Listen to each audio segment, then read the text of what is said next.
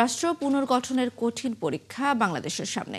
অর্থনীতি, নিরাপত্তা, সুশাসন ও কর্মসংস্থান সৃষ্টি এগুলোই নতুন সরকারের জন্য চ্যালেঞ্জ বলে মনে করেন বিশ্লেষকরা। তারা বলছেন, ভেঙে পড়া আইন শৃঙ্খলা ঠিক করতে পারলে অনেক দূর এগিয়ে যাবে সরকার। আর জুলাই সনদ বাস্তবায়নের ইস্যুও সরকারের জন্য রাজনৈতিক চ্যালেঞ্জ। শাহনাজ শারমিনের রিপোর্ট। শপথ করিতেছি যে অন্তর্বর্তী সময় পেরিয়ে গণতান্ত্রিক সরকারের হাতে দেশ।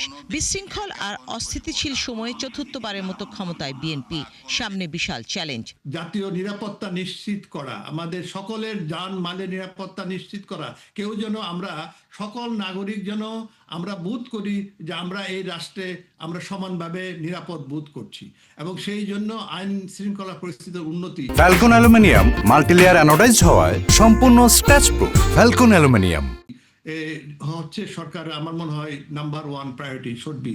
জুলাই অভ্যুত্থানের আকাঙ্ক্ষা ছিল বৈষম্যমুক্ত বাংলাদেশ। ন্যায় বিচার ও প্রয়োজনীয় জিনিসপত্র সুলভে কিনতে চায় সাধারণ মানুষ। বিশ্লেষকরা বলছেন, সব ক্ষেত্রে তৈরি হওয়া সিন্ডিকেট ভাঙতে পারলেই সফল হবে সরকার।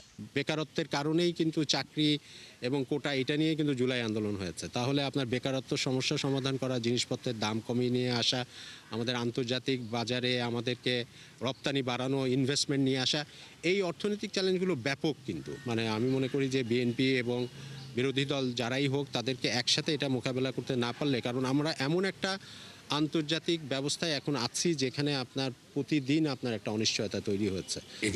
এই সরকার যে সকলের সরকার, যেটি ইতিমধ্যে বিএনপির পক্ষ থেকে, নেতার পক্ষ থেকে বলা হচ্ছে, কাছে গিয়ে ট্রির দিকে তাকানোর যে চর্চা, সেটা আমি আশা করবো যে নতুন সরকার করবে। অর্থাৎ মানুষের পরিচয় অবস্থান নির্বিশেষে সকল নাগরিকের, সকল মানুষের, নারী পুরুষের সমান অধিকার, ধর্মীয় জাতিগত সংখ্যালঘু সকল মানুষের সমান অধিকার, আদিবাসীদের সমান অধিকার, লৈঙ্গিক বৈচিত্র্যের মানুষের সমান অধিকার, প্রতিবন্ধী মানুষের সমান অধিকার, সকল প্রান্তিক জনগোষ্ঠীর সমান অধিকার। এই বিষয়গুলো এমন না যে সকলের আয় একরকম হবে, কিন্তু সকলের সমান অধিকারের বিষয়টা। অন্যদিকে রাজনৈতিকভাবে জুলাই সনদ নিয়ে কি করে বিএনপি, তার দিকেও নজর থাকবে বিরোধী দল থেকে রাজনৈতিক বিশ্লেষকদের। তাদের সিনিয়র নেতারাও, জ্যেষ্ঠ নেতৃবৃন্দ এর প্রতি সমর্থন দিয়েছেন। তো আমি আশা করি আইনগত প্রশ্ন তোলাই যেতে পারে, জটিলতা সৃষ্টি করা যেতে পারে। আবারও আমার মনে হয় জটিলতা সৃষ্টি না করে এটার ব্যাপারে যেভাবে জুলাই জাতীয় সনদে আছে সেইভাবেই এটা বাস্তবায়িত হওয়াটাই সমীচীন হবে বলে আমি মনে করি। আর এছাড়াও রাজনৈতিক দিক থেকে যে জুলাই জাতীয় সনদ এখানে গৃহীত হয়েছে, আর প্রতিবেশী ভারতের সাথে কি সম্পর্ক তৈরি করে সরকার, তাও দেখতে চায় অনেকে।